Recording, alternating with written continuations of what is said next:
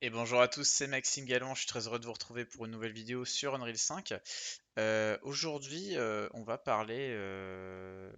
reparler, parce qu'on a déjà un petit peu parlé sur la chaîne, mais tout simplement du landscape painting, puisque souvent on me pose des questions un peu sur comment faire fonctionner cet aspect du logiciel. Donc là, vous voyez, j'ai un terrain que j'ai sculpté, sur lequel j'ai différents calques, hop, où je vais pouvoir venir peindre. Vous voyez, la texture change, la texture de sol. Et on peut du coup comme ça cycler entre différentes surfaces sur notre terrain, ce qui est vraiment pratique hein, pour créer des scènes un petit peu intéressantes, avec un petit peu de, voilà, de profondeur.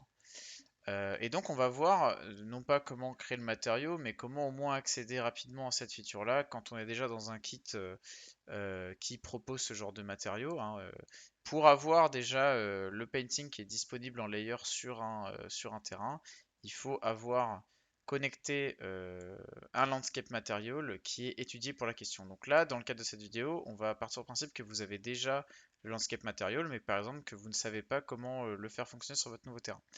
Donc, je vais créer une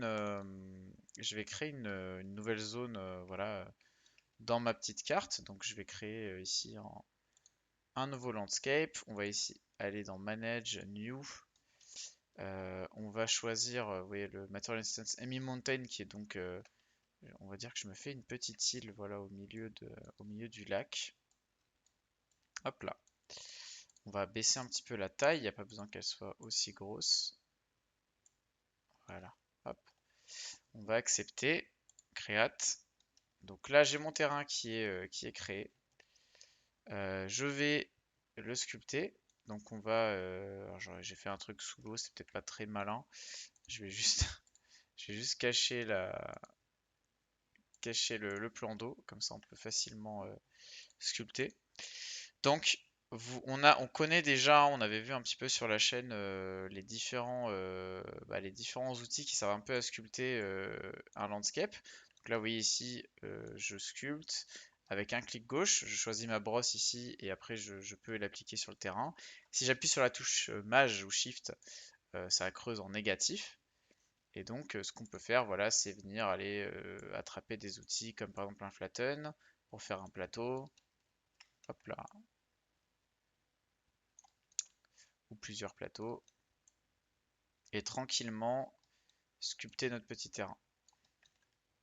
Donc là, je vais faire quelque chose vraiment d'assez rapide, hein. Il n'y a pas besoin que ce soit trop détaillé non plus. On va utiliser un petit peu d'érosion avec tout ça.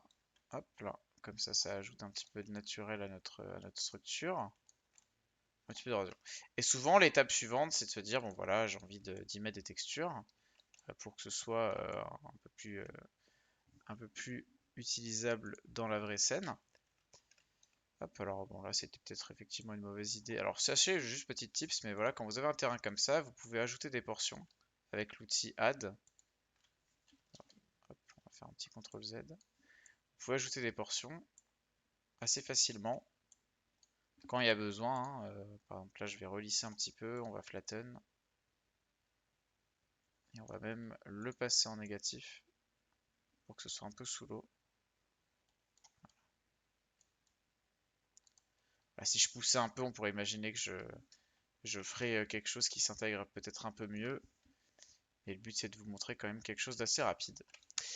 Euh, une fois qu'on est là, nous avons déjà dans notre cas ici de connecter un matériau de landscape. Donc un matériau de landscape, ça va être un matériau qui va utiliser des, à un moment en fait des landscape, des layers landscape. Hop, je vous montre ça, mais layer landscape layer blends, landscape layer blend. Les Landscape Layer Blend, ces petits nœuds là, on peut ajouter des ensembles hein, d'arrêts avec des layers, leur donner des noms. Et ensuite, ces noms, enfin, ces layers, une fois qu'ils sont files, permettent de créer les calques qu'ensuite on peut peindre. Donc, j'ai déjà une vidéo dans la chaîne qui est à ce sujet-là. On pourra peut-être en refaire une pour des matériaux de terrain un peu plus complexes. Mais globalement, si vous avez un matériau de landscape qui est connecté sur votre terrain et que vous allez dans l'onglet Paint, vous allez vous retrouver normalement des calques qui sont ici. Ces calques, on va faire, en fait, on ne peut pas les peindre, ça ne marchera pas. Vous voyez, mon curseur est rouge si on n'a pas créé ce qu'on appelle des layer info. Les layers info, en fait, faut un peu les voir comme c'est un file qui va stocker pour chaque, on va dire un peu sur l'UV ou sur chaque polygone, quel calque, quel layer affiché. Donc là, par exemple, je vais créer un calque pour le ground. Donc on a le choix entre wet blended layer et non wet blended. Moi, je vais choisir des wet blended. Lake Island. Alors j'ajoute le petit suffixe Lake Island à la nomenclature, mais quand je fais le petit plus et que je choisis Wet Blended Layer, il me demande de l'enregistrer quelque part dans mon projet. Donc là, moi, je choisis, vous voyez, j'avais déjà un dossier qui s'appelait Forest Landscape Shared Asset, hein, qui est donc un dossier qui regroupe un petit peu les différentes layers info que j'ai déjà créés pour le reste de la scène, mais je donne un nom unique parce que chaque terrain doit avoir un nom. Je veux dire, le layer ground, je l'utilise sur plusieurs terrains dans ma scène. Et donc, chaque layer info de chaque terrain doit avoir un nom qui lui est propre et qui est unique. C'est pour ça que vous voyez, je l'appelle ground layer info Lake Island. Je vais faire save. Une fois que ça va être fait, vous avez vu, d'un coup, mon île s'est recouverte du layer ground. Parce que c'est le seul et unique, donc elle affiche ce qu'elle peut. On va faire la même chose pour le grass. Donc, je rajoute le suffixe Lake Island, le layer forest, Lake Island, le layer forest B. Donc, vous voyez, il faut vraiment faire ça pour chaque calque. Je répète à chaque fois un nom qui est unique, sinon on peut avoir des problèmes après. On a tous nos calques qui sont créés. Vous voyez que les calques, ce sont vraiment c'est des files hein, qui sont ici. Il n'y en a aucun qui a le même nom, ils sont tous uniques.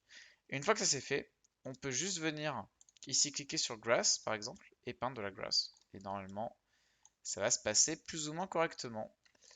On fait ça pour chaque calque. Alors on a la possibilité de charger des brush types, la possibilité de gérer la size, de gérer le fall off aussi, donc la douceur ou la dureté justement avec laquelle on peint. Dans le cas où on aurait choisi, vous savez, on avait le choix dans le layer info entre wet blended layer et non wet blended. Un wet blended, ben, il permet de faire on va dire de l'opacité. Donc par exemple, je peux avoir 100%, enfin là, vous voyez, j'ai 100% d'herbe. Je peux venir avec 0,2% de forest A. Et donc, mon matériau sera un mélange d'un peu de grass et d'un peu de forest. Si vous aviez pris un non-wet blended, vous n'auriez pas pu faire ce mélange. C'est un peu comme dans d'autres logiciels, quand vous avez deux calques qui sont l'un sur l'autre, vous pouvez soit voir loin, soit voir l'un, soit voir l'autre, soit voir un peu des deux, genre 40% d'un, 60% de l'autre, en fonction de comment ils sont disposés. Donc c'est pas parce que là j'ai choisi Wet Blended Layer qu'il faut toujours choisir ça, hein. On essaie de comprendre un petit peu ce qu'on fait. Mais honnêtement et sincèrement, 90% du temps, je suis quand même sur ce genre de calque parce que hein, dans les scènes que je fais voilà, pour des jeux vidéo ou pour des cinématiques, c'est vraiment ce que je préconise. Ça me permet d'avoir un meilleur rendu visuel. Donc voilà, globalement on a fait le tour. Vous voyez, c'est une mécanique assez simple. Dans une autre vidéo, il faudra qu'on regarde comment faire justement des matériaux assez avancés et assez agréables à manipuler. Et n'hésitez pas à me poser des questions en commentaire. C'était Maxime Galland et je vous dis à très bientôt. Bye bye.